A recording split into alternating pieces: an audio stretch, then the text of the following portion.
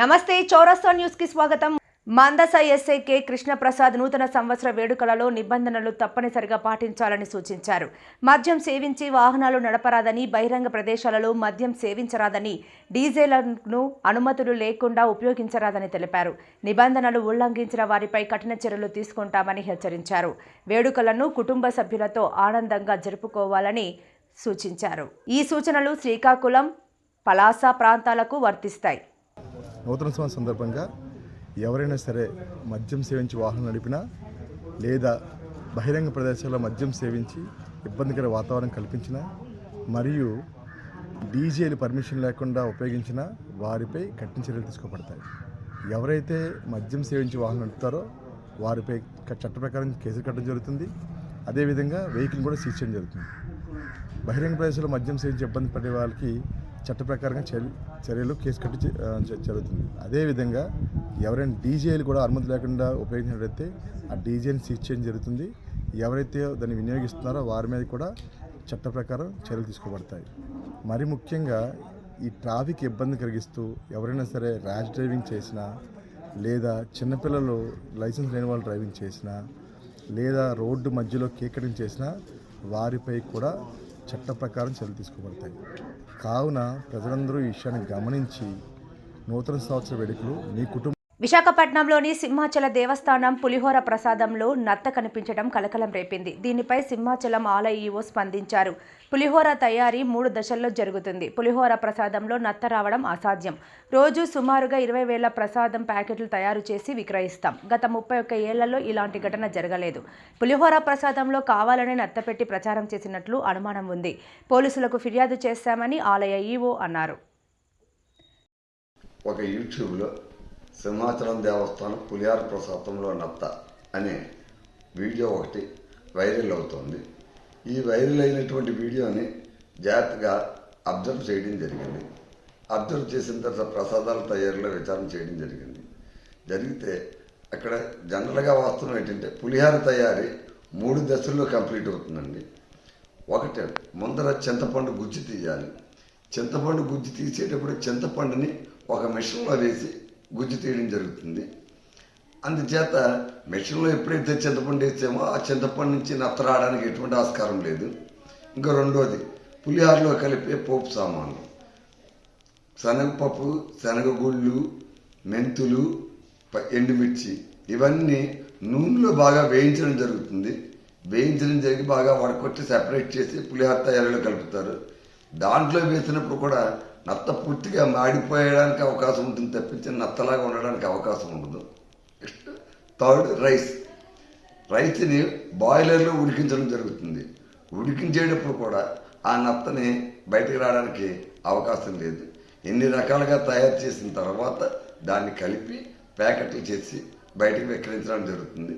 రోజు సుమారుగా 20,000 తక్కువ కాకుండా పులిహార ప్రసాదం ప్యాకెట్లు తయారు చేసి విక్రయానికి పంపడం జరుగుతుంది. గత 31 సంవత్సరాల మట్టి నుంచి కూడా ప్రసాదాల తయారీలో పనిచేసే కైంకర్ల పనులు కానీ వాళ్ళు కానీ ఎప్పుడూ కూడా ఇటువంటి సంఘటన జరగలేదని చెప్పి వాళ్ళు చెప్పారు. అయితే ఎవరైతే ఈ యూట్యూబ్ తయారు చేసి వైరల్ చేశారో అది పరిశీలిస్తే అతని ముందర ప్రసాదం కౌంటర్లో ప్రసాదం ప్యాకెట్ కొనుక్కొని బయటికి వెళ్ళిపోయిన తర్వాత తింటూ మళ్ళీ తిరిగి వచ్చి పులిహారలో నత్త ఉంది అని చెప్పి ఇక్కడ కంప్లైంట్ చేశారన్నారు. అయితే అధికారులకు మట్టుకు ఎటువంటి కంప్లైంట్ ఇవ్వలేదు. ఈ గ్యాప్లో మాకేం అనుమానం అంటే అందులో నత్తను పెట్టి పబ్లిసిటీ చేశారన్నదిగా అనుమానం వచ్చింది. ఈ అనుమానంతో పోలీస్ స్టేషన్లో కంప్లైంట్ కూడా ఇవ్వడం జరిగింది. దాని మీద విచారణ జరిపి ఆ యూట్యూబర్ మీద తగు చర్యలు తీసుకోవాలని చెప్పేసి కంప్లైంట్ చేయడం జరిగింది. ఇది అంటే వాస్తవం.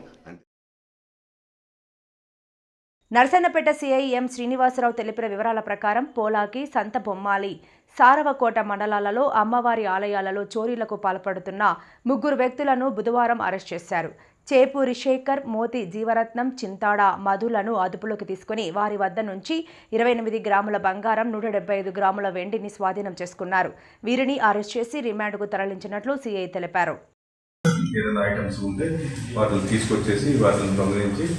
వాటిలో రకరకాల అమ్ముకొని వాళ్ళు దాన్ని డబ్బు చేసుకుంటున్నారు. ఈ వీళ్ళని ఎంక్వైరీ చేసిన క్రమంలో 10 దగ్గరలో ఆయన దొంగతనం చేసినట్లు 10 ప్లేసులు కూడా చెప్పారు. వాటిని రికవరీ చేయడం కూడా జరిగింది. 10 ప్లేస్ ఏంటంటే పోలాకి మండలికి సంబంధించి గుప్పిడిపేట, తెల్లవారిపేట, శివరాంపురం, రెహమాన్పురం, మబగాం కాలనీ, కరగాం, నర్సన్నపేట కరగాం, అలాగే సారాకోట మండలం చీడిపూడి, నవకోడ మండలం సున్నాపల్లి, అలాగే సొంతబొమ్మల మండలం గెద్దలపాడు, అలాగే కాశీబుక్కులు కర్లకోట చెందిన అమ్మవారి ఆలయాల్లో వీళ్ళు దొంగతనం చేశారని సంబంధించిన వాటిలో కూడా ఆల్రెడీ సంబంధిత పోలీస్ స్టేషన్లో కేసు నమోదయ్యి ఉంది. వాటిని వెరిఫై చేసి ఈరోజు అన్నీ కలిపి 28 శతమానాలు, ఒక కిరీటం, ఒక పంచపాత్ర, ఒక ఉద్దరిని, ఇదంతా గోల్డ్ వచ్చేసి 28 గ్రామ్స్, సిల్వర్ వచ్చేసి 175 గ్రాములు, అలాగే 2 బైక్స్ వాటిని సీజ్ చేసి రికవర్ చేయడం జరిగింది.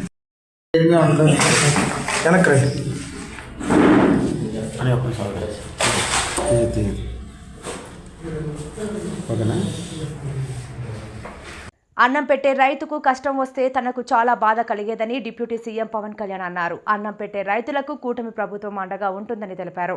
తాను ఒక సినిమా చేసేటప్పుడు రైతులకు కష్టం వచ్చిందని తెలిసి పలువురు కలిసి 3,000 మందికి పైగా రైతులకు సహాయం చేశామన్నారు. రైతుల దయానీయ పరిస్థితిని అర్థం చేసుకున్న సీఎం చంద్రబాబు 20.62 కోట్లు మంజూరు చేశారని తెలిపారు. నాకు పెద్దలు మన రామనాయుడు గారు చెప్పినట్టుగా రైతు పక్షపాతులు నాకు ఇవన్నీ తెలియదు, కానీ రైతు మనకు అన్నం పెట్టే రైతు ఏడిస్తే బాధపడితే చాలా బాధపడేవాడు. అది ఒక రోజున ఎలాంటి 30 ఏకాదశి రోజున అనుకోండి, అది కూడా మనోహర్ గారు చెప్పారు, మన కౌలు రైతులు చనిపోతా ఉన్నారు, ఇట్లా ఉంది అనేది న్యూస్ చూపిస్తా ఉంటే మనం ఏదైనా చేయాలి అని అంటే ప్రభుత్వాల మీద ఒత్తిడి పెట్టగలం, ఆయన చేయగలం అని మాట్లాడుకున్నప్పుడు నాకు ఒకటే అనిపించింది, కనీసం భరోసా ఏదో ఒకసారి బతకడానికి మంచి డబ్బు ఎంత ఉంటుందని పక్కన పెడితేనే అలాగే ఒక్కొక్క రైతుకి చొప్పున కొన్ని దాదాపు ముందు నేను ఆ రోజు ఒక సినిమా సైన్ చేస్తున్నాను. ఆ రోజు ఆ సినిమాకి వచ్చిన అడ్వాన్స్ ని 5 కోట్ల రూపాయలు వెంటనే ఆ రైతుకి ప్రారంభించడం స్టార్ట్ చేశాను రైతులకి. అలా చాలా మంది దాతలు అందరూ కలిసి దాదాపు 3,000 మంది పైచీలకు రైతుల్ని ఆ రోజున ఆదుకున్నాం. ఇవన్నీ ఎందుకు చెప్తున్నానంటే ఇది అన్నం పెట్టే రైతుకి నిలబడే ప్రభుత్వం ఇది. వ్యక్తిగతంగా నా ఇష్టం కావచ్చు, అలాగే గౌరవ ముఖ్యమంత్రి గారు కూడా చూడొచ్చు. ఎన్ని ప్రాజెక్ట్స్ ఉన్నాయి, రేపు పోలవరం ప్రాజెక్ట్ రాబోతుందంటే ఇది రైతు కన్నీరు పెట్టని రాష్ట్రం అవ్వాలనేది ముఖ్యమంత్రి గారి ఆకాంక్ష. ఆ దిశలోనే మీరు ఇబ్బంది పడుతున్నప్పుడు శంకరగుప్తం ట్రైన్ కి ఆయన దాదాపు 20 కోట్ల 70 లక్షలు ఇచ్చినందుకు మనస్ఫూర్తిగా వారికి మనందరం కృతజ్ఞతలు తెలియజేసుకోవాలి. ఎన్ఆర్ఐ సందీప్ ఆదేశాలతో తూరంగి గ్రామం జనావాలి వృద్ధాశ్రమంలో సుమారు 50 మందికి దుప్పట్లు, పండ్లు, కేకులు మరియు స్వీట్లు అందచేయడం జరిగిందని వైకాపా రూరల్ మండలం వైఎస్ సోషల్ మీడియా అధ్యక్షులు ధనం కోటి అభిషేక్ ఆధ్వర్యంలో ఘనంగా పుట్టిన నూతన సంవత్సర పురస్కరించుకొని కాకినాడ రూరల్ మండలం తూరంగి గ్రామంలో గల వయోవృద్ధుల ఆశ్రమంలో సుమారు 50 మందికి పండ్లను, దుప్పట్లను, స్వీట్స్ను పంపిణీ చేయడం జరిగింది. ఈ సందర్భంగా ధనంకోటి అన్నపూర్ణ మాట్లాడుతూ ఎన్ఆర్ఐ సందీప్ ప్రతి సంవత్సరం కొత్త సంవత్సరం ముందు రోజు వృద్ధులకు తన వంతు సహాయ సహకారాలు అందించడం జరుగుతుందని తెలిపారు. ఈ కార్యక్రమంలో ధరణికోటి అభిషేక్, ధరణికోటి విశ్వనాథం, శ్యామ్, సుధాకర్ తదితరులు పాల్గొన్నారు. ఈరోజు మన బీ న్యూస్ రిపోర్టర్ భాస్కర్ గారికి అధినేత అయినటువంటి భాస్కర్ గారికి ఈవేళ పుట్టినరోజు శుభాకాంక్షలు మీకు తెలియజేయడానికి మేమందరం కలిసి వచ్చి ఈవేళ అభి కేక్ ప్రెజెంట్ చేశాడు. ఆ తర్వాత దండేసి సన్మానించాడు. సన్మానించాడు మా ప్రెసిడెంట్ గారు వచ్చారు, ఇంకా బంధువులు మిత్రులు అందరం వచ్చి ఈయనకి పుట్టినరోజు శుభాకాంక్షలు తెలియజేస్తూ మేము మంచి హ్యాపీగా ఈరోజు సెలబ్రేట్ చేసుకున్నందుకు ఈయన ద్వారా మేమందరం హ్యాపీగా ఉన్నందుకు సంతోషిస్తున్నాం. Thank you.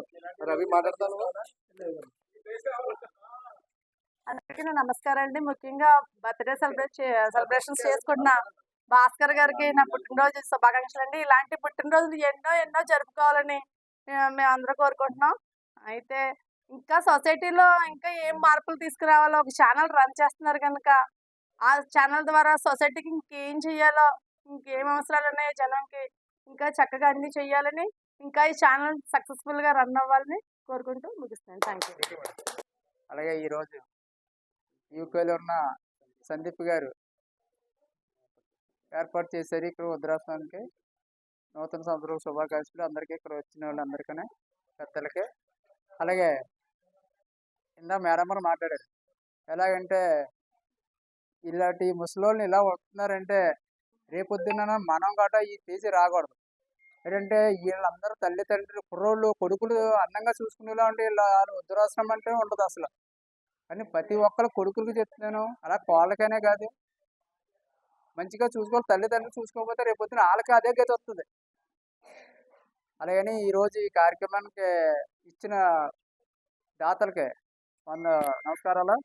అలాగే ఈ ఈ కార్యక్రమానికి ఇచ్చేసిన పెద్దలందరికీ నమస్కారం. అవి ఫ్రెండ్ ఆయన ఈ కార్యక్రమానికి మూల కారణం, ఆయన ఫ్రెండ్ కాబట్టి ఈ ద్వారా జరిగిస్తున్నారు. ఏమన్నా అందరికీ నమస్కారం. ఇలాంటి కార్యక్రమం ఎన్నో చేయాలని కోరుకుంటున్నాం.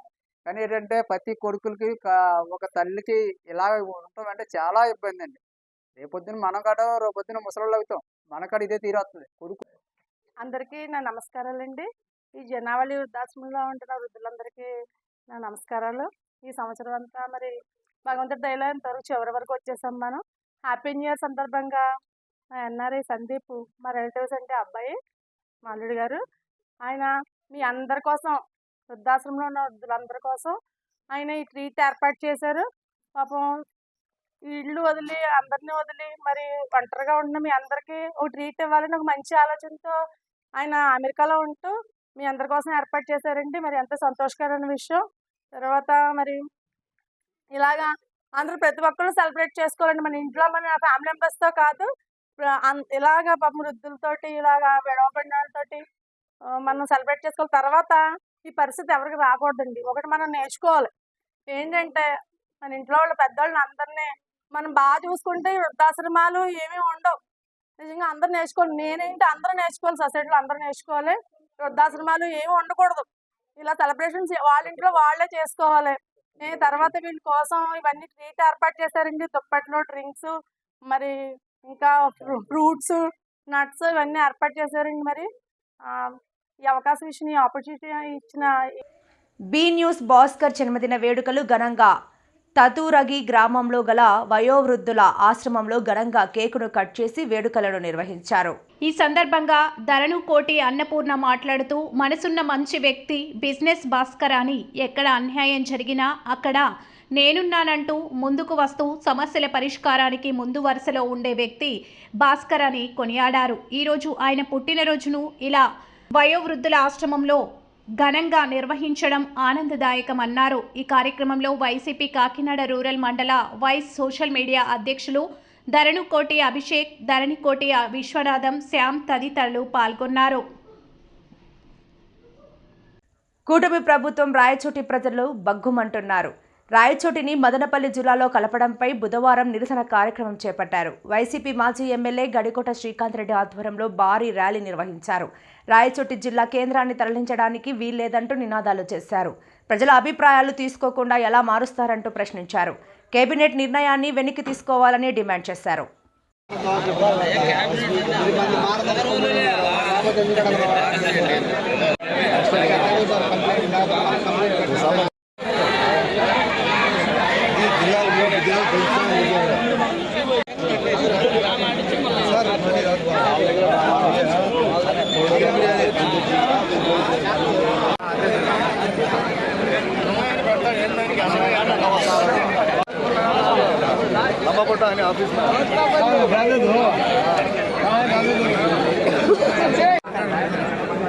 అదే పనిగా ఉన్నారు.